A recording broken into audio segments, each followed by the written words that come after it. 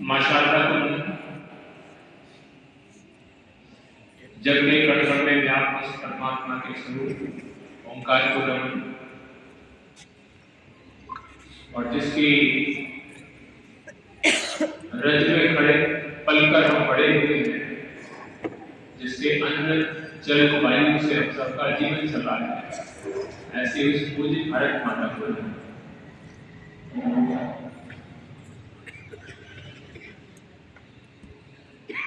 जिनके ओजस्वी वचनों से गूंज उठा था विश्व गगन,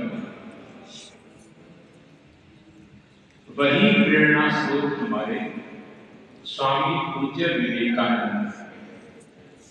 पूज्य विवेकानंद जी के चरणों में सत सत नमन। जनवरी 1863 को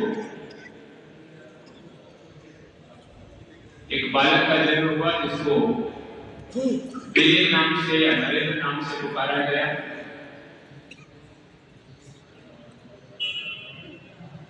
आगे चलकर जिसने पूरी दुनिया में भारत के विचार को पहुंचाया, स्वामी विवेकानंद बनकर।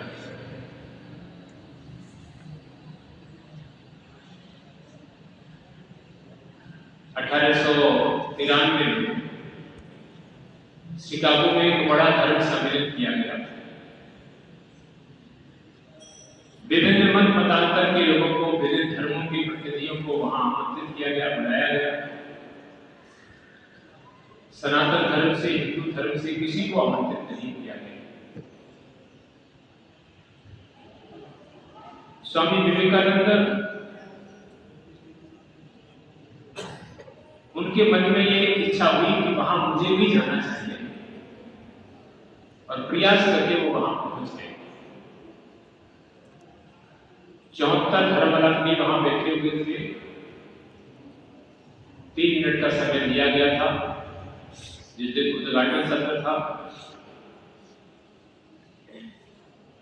स्वामी विवेकानंद ने पहले ही कुछ शब्दों में अपनी बात दुनिया तक पहुंचा दी। My dear sisters and brothers of America, ये वो शब्द थे जो पूरी उस हॉल को तालियों से गुंजा गया। जितना मिनट उनको बोलने को दिया गया था, उतनी देर तो ताली ही बजती गई, क्योंकि अभी तक उनकी कल्पना भी नहीं था। लेडीज एंड जेंटलमैन से उद्बोधन किया जाता था, वहां सिस्टर से ब्रदर्स की बात कौन कर रहा है? तो वो भारत ही कर सकता है ऐसी बात को।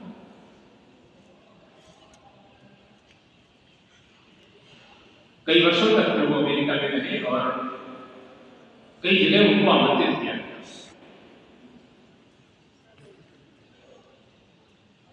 उद्देश्य था धर्म संसद का कि पूरी दुनिया में ईसाई मत को प्रचारित करना है और ईसाई मत का प्रचार करना है, पूरी दुनिया ईसाई हो जाए, ये उसका उद्देश्य था। लेकिन स्वामी विवेकानंद की बातों ने, उनके विचार ने पूरी दुनिया को उत्तेजित कर दिया। अखबार में छपा कि भारत के एक संत ने आकर दुनिया के इस संसद के इस व्याख्यान माला को जीत लिया।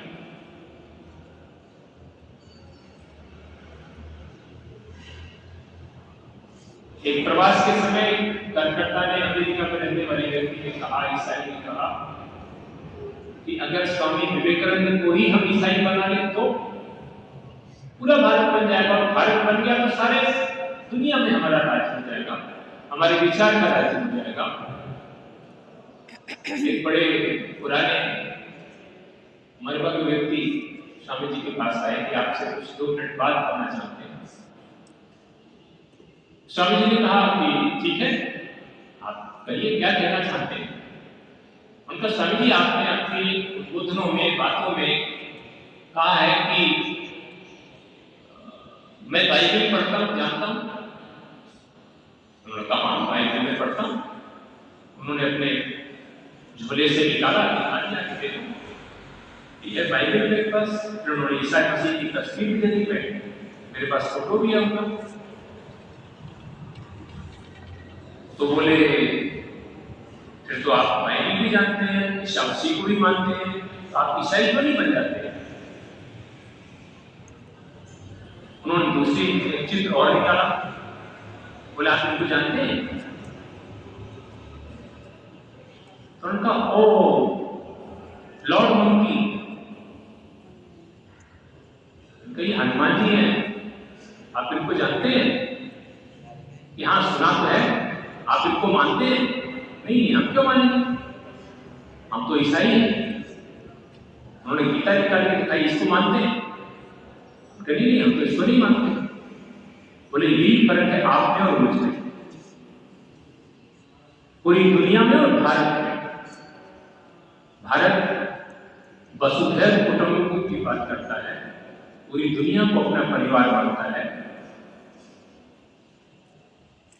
ये भारत की विशेषता। उसी कारण से आज अगर भारत की बात भी कर रहा है तो इसलिए ऐसे पूज्य विवेकानंद के जन्म दिवस पर हम सब उनको नमन करते हैं और हिंदुत्व के विचार को पूरी दुनिया में जो प्रसारित किया गया उस सब के लिए हम उनके ऋणी हैं।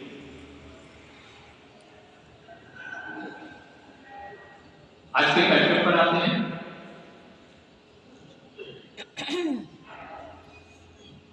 हम सब जानते हैं कि शिक्षा के क्षेत्र में एक क्रांति लाने वाला संगठन जिसको विद्या भारती के नाम से जानते हैं, देश की स्वतंत्रता के पहले यहाँ लॉर्ड मैकाले की पद्धति से शिक्षण हो रहा था। तो शिक्षा से नौकर तैयार किए जा रहे थे, बाबू तैयार किए जा रहे थे।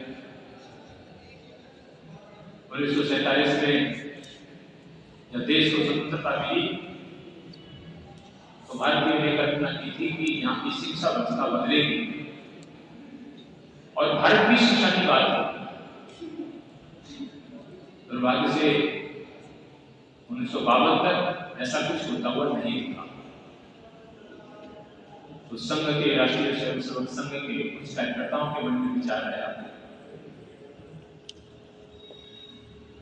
कि भारत की शिक्षा कैसी हो, इसके लिए विचार किया जाए और मॉडल के रूप में ही सही, एक उदाहरण के रूप में ही सही कुछ काम किया जाए। और फिर 1952 में जाकर के गोरखपुर में एक छोटा सा विद्यालय शुरू किया गया।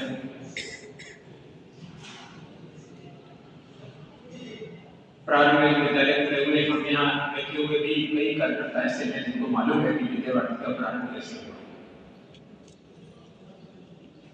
1952 में गोरखपुर में प्रारंभ होने के बाद में जगह जगह विद्यालय शुरू हुए, जिसमें से सहारनपुर भी वो ऐसा स्थान है जिसमें प्रारंभ के दिनों में ही विद्यालय, और धीरे धीरे हम आगे बढ़ते हैं।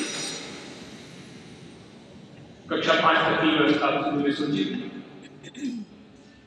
आवश्यकता अनुभव हुई, कक्षा 5 से आगे बढ़े, फिर आवश्यकता लगी तो सेकेंडरी स्कूल की कल्पना पूरी की, फिर आवश्यकता लगी तो उच्च शिक्षा की ओर गए।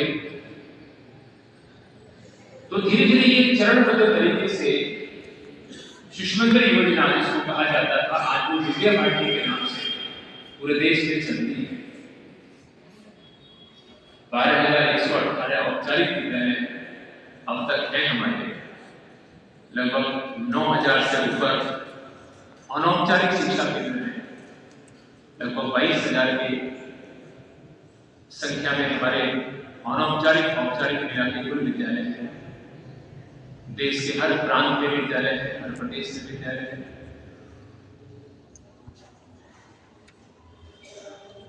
आवश्यकता के अनुसार सोचा गया कि पूरे देश में इसका व्याप्त हो, एक ही विचार पूरे देश में हो। तो एक चिंतन बैठक करने के बाद इस विद्या भारती के कार्य की पहचान हुई।